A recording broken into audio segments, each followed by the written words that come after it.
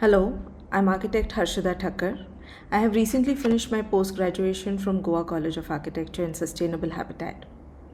Through my dissertation, Mapping Anthropogenic Polluters as a Strategic Tool to Assess River Health, I aim to understand how human-induced pollution affects River Sal, focusing specially on Navilam village in Goa's Salicet Taluka. Water, our most precious resource, a blue gold, is mostly locked in oceans and ice. About 1.2% of Earth's water is surface fresh water, of which river constitutes only 0.49%. Rivers are vital to civilizations, ecosystems, biodiversities, microclimates, and spirituality across the cultures. Yet, we've degraded rivers through urbanization, deforestation, industrialization, sewage discharge, and poor waste management. To counter this, various rules, regulations, acts, and policies have been established at global, national, and local levels to conserve and save this fresh water over the years. United Nations Sustainable Development Goal 6.6 aims to protect water ecosystems, including rivers. India has over 400 rivers and Goa 11. Among these, River Sal was declared Goa's most polluted river stretch by Central Pollution Control Board in 2018. The 22-kilometer stretch from Khareban to Mobor was categorized as Priority 3, which is moderately polluted. In response to the report, a River Rejuvenation Committee was formed.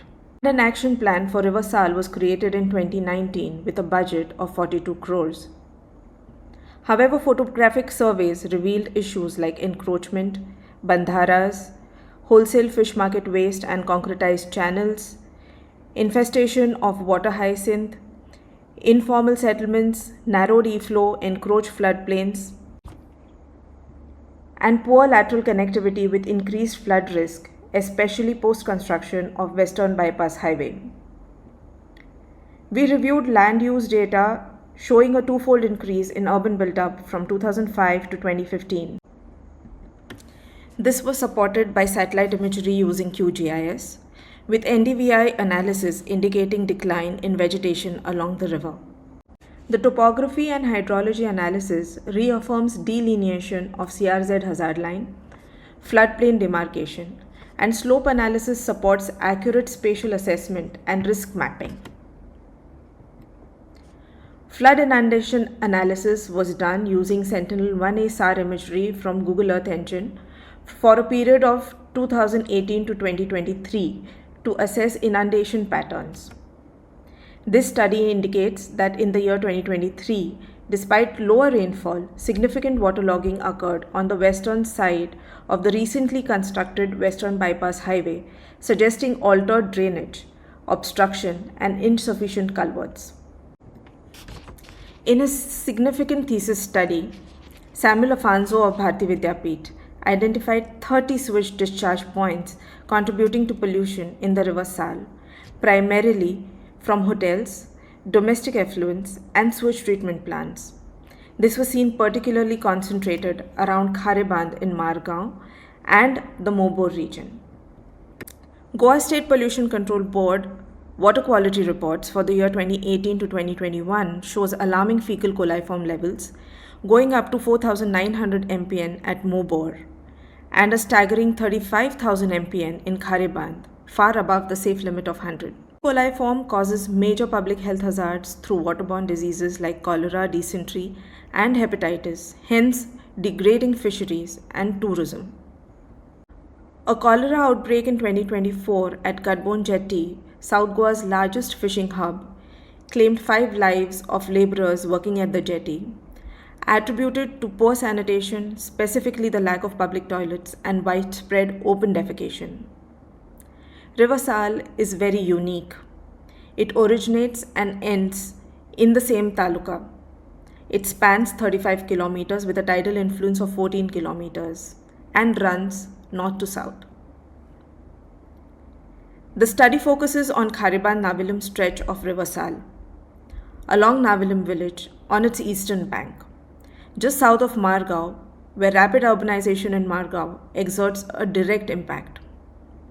Navilim is characterized by a mix of 50% settlement area and 36% agricultural land, primarily paddy fields.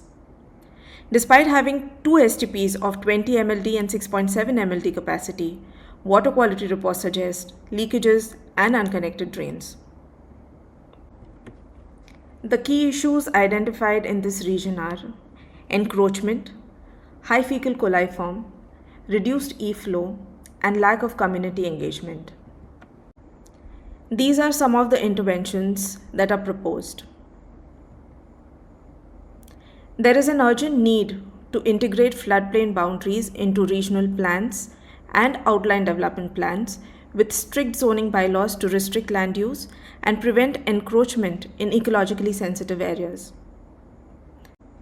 Additionally, visually marking these floodplains on site with a buffer of indigenous trees will not only prevent encroachments but also stabilize soil, filter runoff, mitigate floods, purify air, enhance the microclimate, and foster biodiversity. Mandatory household connections to STPs or soak pits with regular maintenance should be enforced through local governance, supported by monitoring mechanisms and community awareness. Cluster-level fecal sludge treatment plants can be established to serve 2 to 3 villages, supported by dedicated night soil tankers.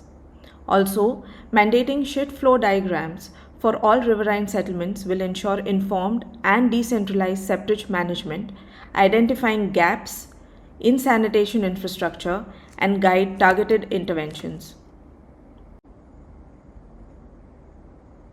Establish holding ponds, natural or constructed wetlands in floodplains, which can enhance the e-flow and further filter STP-treated effluent before it is released into the river, while also enhancing mangrove regeneration. Much like the CRZ, a river conservation zone is in the waiting for notification. However, unlike the sea, river differs in scale and character. A one-size-fits-all approach is impractical. Therefore, an adaptable, context-specific regulation must be refined to suit rivers of Goa. Taking a cue from Goa's traditional comunidad system, it is vital to involve local communities. Reviving this participatory ethos and integrating it with the River Rejuvenation Committee's work, along with modern geospatial tools, context-sensitive and sustainable river rejuvenation strategies can be achieved. The health of the River Sal reflects the state of our ecological and governance systems. Its restoration is both a challenge and an opportunity, one that calls for informed policy, local stewardship, and collective action. With integrated planning and renewed respect for our natural commons, we can transform it from polluted stretch into a thriving, resilient river that sustains life and livelihoods for generations to come. As Ian McHarg once urged, let us green the earth, restore the earth, heal the earth. Let us take one step forwards. Let us blue the earth, rejuvenate the rivers, revive the ecosystem. Thank you.